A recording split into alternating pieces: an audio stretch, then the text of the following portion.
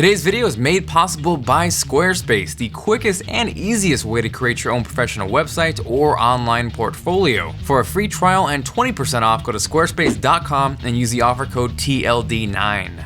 I introduce to you the iPhone 5S, the 7th iPhone. Hey guys, Jonathan here with TLD, and yesterday, September 10th, 2013 was Apple's iPhone event, and that either meant yay or boo, depending on which side of the smartphone fence you stand on. Apple debuted not one, but count them, two brand new iPhones, both of which I admit we pretty much knew everything about before they announced them. The iPhone 5C, which comes in 5 colorful polycarbonate plastic flavors, alongside some butt-ass ugly cases that honestly look like a Fisher-Price cheese grater. Seriously, I don't know what was smoking when they decided to pick that one off the drawing board.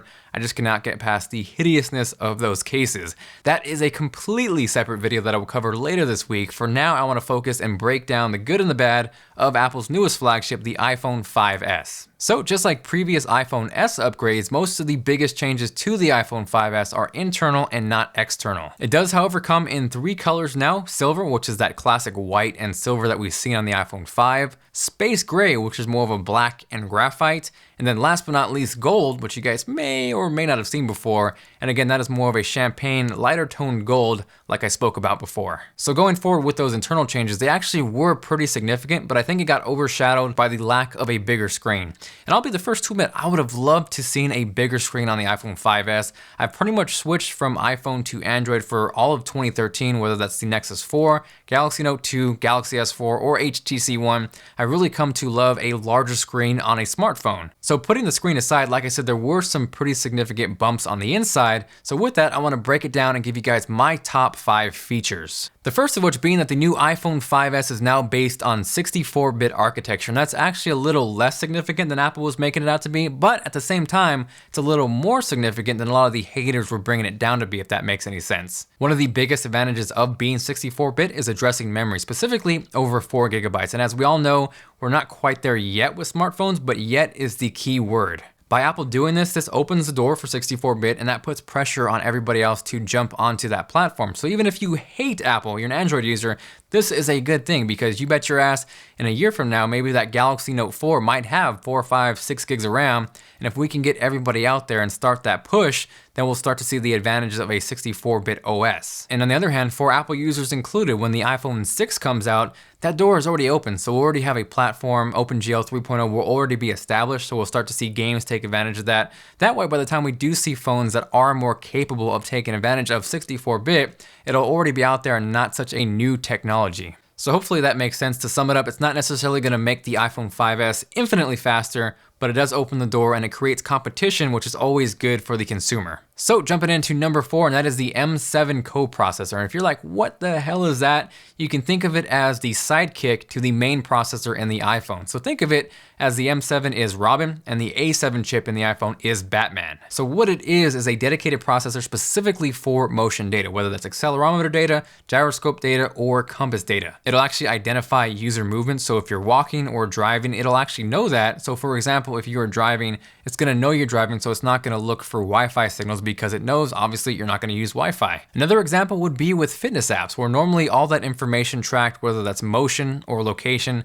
that normally falls onto the main processor. This, on the other hand, however, will take all that load off the main processor, do it itself, and result in not only better efficiency, but better battery life. So coming in at number 3 is Batman, or the A7 processor, which actually does offer 2 times the CPU performance over the A6 found in the iPhone 5, and 2 times the graphics performance found in the iPhone 5 as well. And for a fun fact, the iPhone 5S is 40 times faster than the original iPhone, with 56 times better graphics performance. So in a nutshell, the new iPhone 5S is faster than a cheetah taped to grandma's back. Next up, coming in at number 2 is the camera, which may come as a surprise to a lot of you, because I'm sure some of you guys saw that it's still 8 megapixels and thought, oh, Apple's ripping us off. They didn't do anything. It's still 8 megapixels. It sucks. And conversely, there was actually a lot of tweaks that make this a cool upgrade. First of which being the True Tone Flash, which is a dual LED flash. One is white, one is amber, and those work together to adjust not only the intensity, which helps with exposure, but also the color temperature, which is going to give you more of a natural neutral skin tone. From what I can see so far in the examples, it works really well. There's also a larger sensor and larger pixels, which now size in at 1.5 microns, where most smartphones are around 1. The HTC One, for reference, sizes in at 2 microns, but that has a 4 megapixel sensor, whereas the iPhone 5S has an 8 megapixel sensor, so it'll definitely be interesting to see how those two compare. The aperture has also been widened up a bit with an f-stop of 2.2, which in turn helps with low light performance and also helps you get that shallow depth of field. Another is auto image stabilization. So previously, if you had a moving subject, it was a little hard to get that in focus. So what the iPhone 5S will do, will actually take a series of pictures, combine them to get you the best and sharpest result. And again, from what I've seen so far, it does seem to work pretty well. The iPhone 5S also now shoots super slow motion video, 120 frames per second at 720p. This is what their example looked like. And here is something I shot on a GoPro Hero, which will give you more of an example of what you can do on the iPhone 5S. So you have the normal speed, you can slow a section down and then return that to full speed. And to top all that off, there is now live video zoom, which will let you zoom up to 3 times while you're recording video. That's I'll actually have to wait and see until I get my hands on the iPhone 5S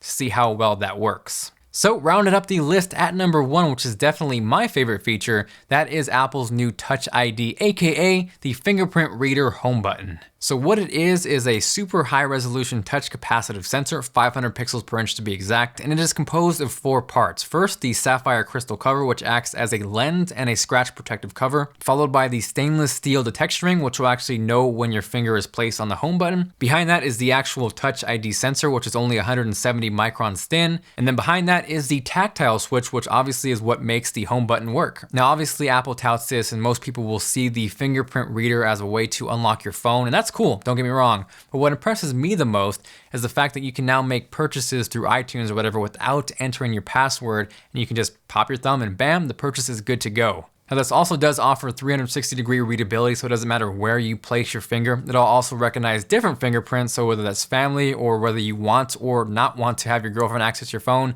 that is your choice. And last but not least, and maybe more importantly, the actual data information of your fingerprint is stored on your A7 chip and not in the cloud or anywhere on Apple's servers. So I think that is a huge step forward for smartphones. I think that will be the future in terms of maybe even purchases or digital wallets, and I'm excited to see where it goes. Now before I hop out of here, I want to give a huge shout out to Squarespace for making this video possible. If you guys aren't aware, Squarespace is probably the easiest and simplest way to create your own website. Squarespace has over 20 highly customizable templates for you to choose from. It starts at just $8 a month and includes a free domain if you sign up for a year. They have an awesome 24/7 support team based in New York City, so whenever you need help with your website, they got your back. I am actually working with Squarespace to bring a fully dedicated, fully functional TLD website, so stay tuned for that. If you guys are interested in building your own website and helping the channel out at the same time, you can get a free trial plus 20% off, no credit card required, by using the offer code TLD9 at checkout. The link will be down below. So thank you guys very much for watching. Hopefully you enjoyed the video. If you did and you are feeling like being awesome, make sure to hit that like button.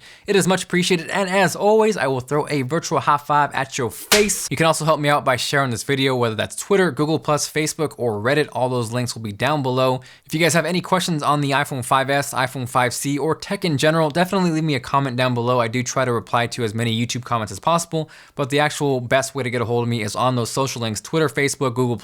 Again, I will have those linked down below. If you have not subscribed, make sure you click right here to do so, because I will have tons and tons of iPhone 5S and iPhone 5C coverage. Again, thank you guys for watching, and I will see you guys later.